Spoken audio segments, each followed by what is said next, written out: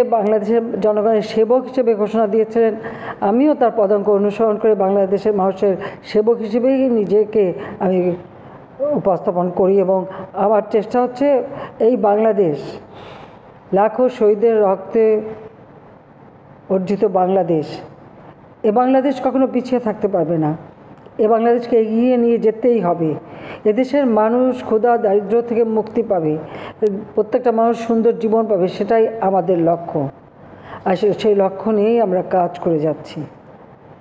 ইতিমধ্যে আমরা বিভিন্ন জায়গায় এই আশ্রম প্রকল্প দিয়ে মানুষকে পুনর্বাসন করেছি। কিছুক্ষণ আগে আপনারা দেখলেন যে তাদের জীবনের যে পরিবর্তনটা এসেছে, একটা আত্মবিশ্বাস, আত্মমর্যাদাবোধ ফিরে এসেছে। একটি দেশকে উন্নত করতে হলে এটা সবথেকে বেশি প্রয়োজন। আজকে আমরা এই মুহূর্তে নতুনভাবে আবার ঘর দেব যারা ভূমিহীন। সেই সাথে আর একটা কথা আমি বলতে চাই, গত কয়েকদিন আগে যে ঘূর্ণিঝড় জলোচ্ছ্বাস হয়ে গেল, সেখানে হাজার হাজার মানুষ ক্ষতিগ্রস্ত। ইতিমধ্যেই আমরা কিন্তু তালিকা করেছি কোন কোন এলাকায় কতগুলি ঘর সম্পূর্ণভাবে বিধ্বস্ত হয়েছে, কতগুলি আংশিক বিধ্বস্ত হয়েছে। যেগুলি সম্পূর্ণ ক্ষতিগ্রস্ত তাদেরকে আমরা ঘর তৈরি করে দেব। আংশিক ক্ষতিগ্রস্ত তাদের জন্য আমরা ঘর নির্মাণ উপকরণ দিয়ে সহায়তা করব। অর্থাৎ এই যে প্রাকৃতিক দুর্যোগ, এই দুর্যোগে যারা ক্ষতিগ্রস্ত তাদের পাশে আমরা আছি, প্রাথমিকভাবে যা যা প্রয়োজন করে যাচ্ছি। আর এখন এই ঘর বাড়ি যাদের ক্ষতিগ্রস্ত হয়েছে, আমি তাদের এটুকু বলতে চাই যে আপনাদের চিন্তার কোনো কারণ নেই, প্রত্যেকেরই ঘর নির্মাণ যাতে করতে পারেন সে ব্যবস্থাটা ইনশাল্লাহ আমি করে দেব। এবং সেভাবেও আমরা ইতিমধ্যে প্রস্তুতি নিয়েছি, প্রত্যেক এলাকা থেকেই আমরা তথ্য সংগ্রহ করেছি এবং সেই অনুযায়ী আমরা এই সহায়তাটা পাঠাবো।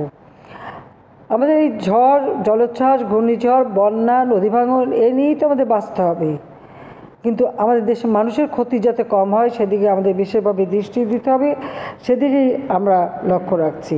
আজকে যে ঘরগুলি আমরা আপনাদেরকে দেব, এখানে আশ্রম প্রকল্প 2-এর অধীনে পঞ্চম পর্যায়ে দ্বিতীয় ধাপে 18,566টি ভূমিহীন গৃহহীন পরিবারকে জমি ও গৃহ হস্তান্তর এটা করা হবে।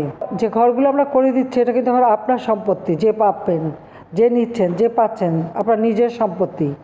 কাজে এটাকে রক্ষণাবেক্ষণ, এটাকে শুদ্ধভাবে রাখা, এটা যত্ন নেওয়া, এটা আপনার দায়িত্ব। বিদ্যুৎ ব্যবহারে অবশ্যই সাশ্রয়ী হতে হবে, মিতব্যয়ী হতে হবে এবং যে জিনিসটা আপনি পাচ্ছেন কোনো অর্থ খরচ করতে হচ্ছে না, কিন্তু সেটাকে আপনাকেই রক্ষা করা, আপনার নিজের সম্পদ হিসেবে যত্ন নিতে হবে, সেটাই আমি আপনাদের বলবো।